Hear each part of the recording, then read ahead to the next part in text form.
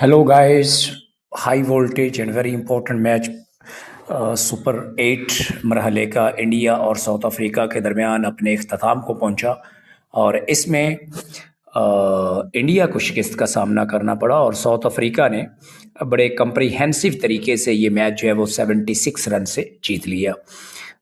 दोनों बहुत मजबूत टीमें थीं, लेकिन हर फील्ड में साउथ अफ्रीका ने इंडिया को आउट क्लास किया।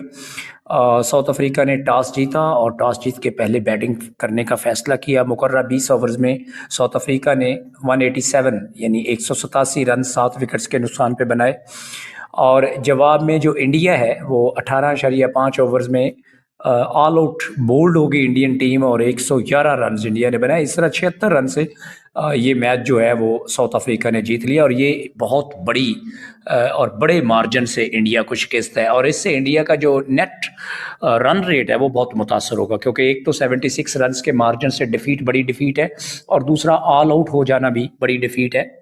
तो इस तरह इस ग्रुप के अंदर इंडिया जो है वो नेट रन रेट उसका शदीद तरीके से मुतासर होगा। साउथ अफ्रीका ने जब बैटिंग शुरू की तो मैक्रम उनके जो ओपनर हैं वो सिर्फ 4 रन बना सके 7 बॉलों पे और इसी तरह जो डी कॉक हैं एक बहुत अग्रेसिव बैट्समैन उनके, वो भी 6 रन बना सके 7 बॉल्स पे।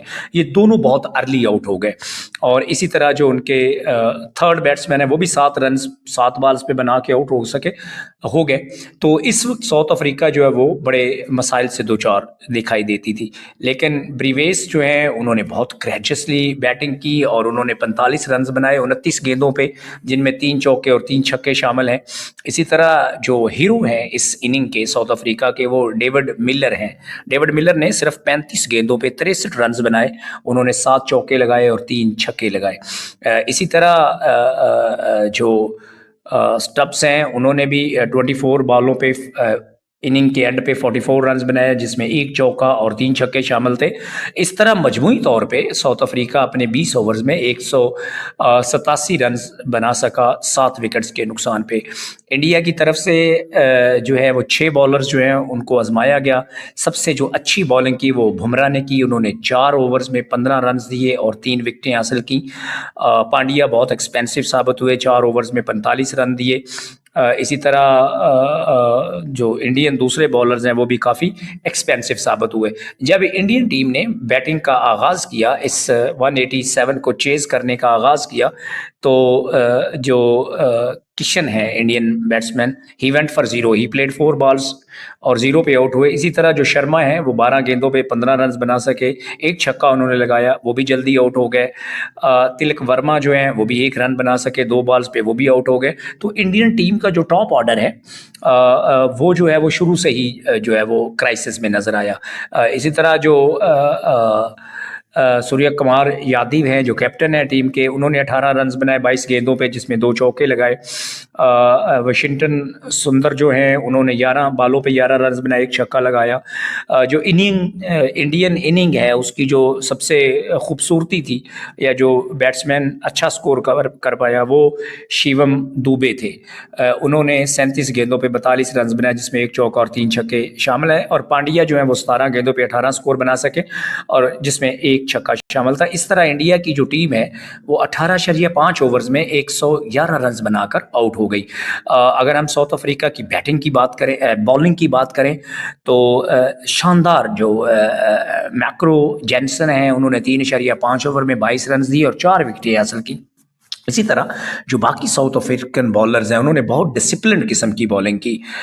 इसी तरह मैक्रोम जो हैं जो कैप्टन हैं उन्होंने पहला ओवर कराया, पहले ही ओवर में उन्होंने विकेट हासिल की, तो उन्होंने 5 रन दिए 1 ओवर में। As a whole it was out class and outstanding performance by the South African team.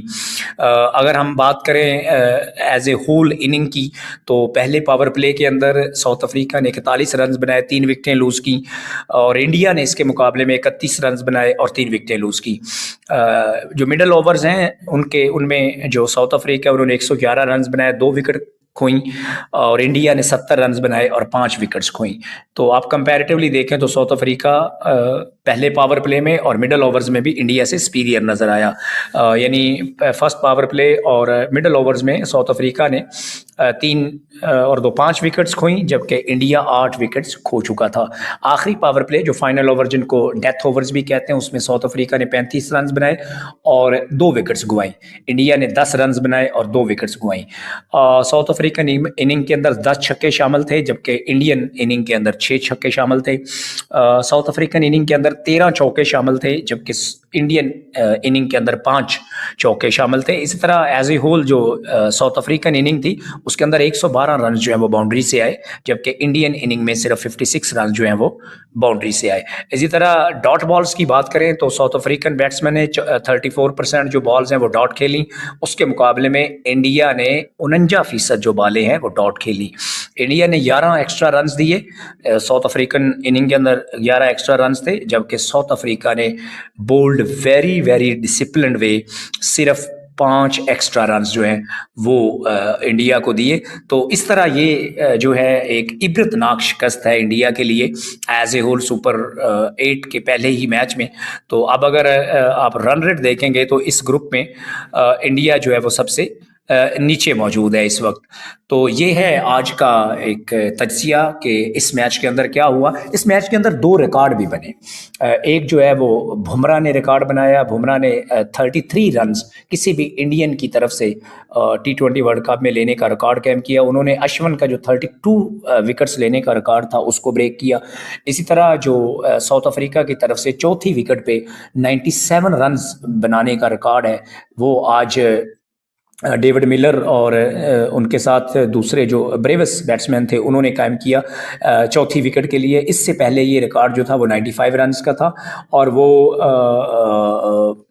De Villiers और डोमिनी ने कायम किया था। तो इस तरह आज के मैच में इंडिया की शिकस्त के साथ साथ 2 जो हैं वो रिकॉर्ड भी बने, एक साउथ अफ्रीका की तरफ से और एक जो है वो इंडिया की तरफ से। अगर आपको ये तज्जिया पसंद आए तो हमारे चैनल को सब्सक्राइब करें ताकि हम आपको आने वाले मैचेस के बारे में ना सिर्फ प्रेडिक्शन प्रोवाइड करें बल्कि उनकी इनिंग्स के बारे में थारो एनालिसिस भी प्रोवाइड कर सकें।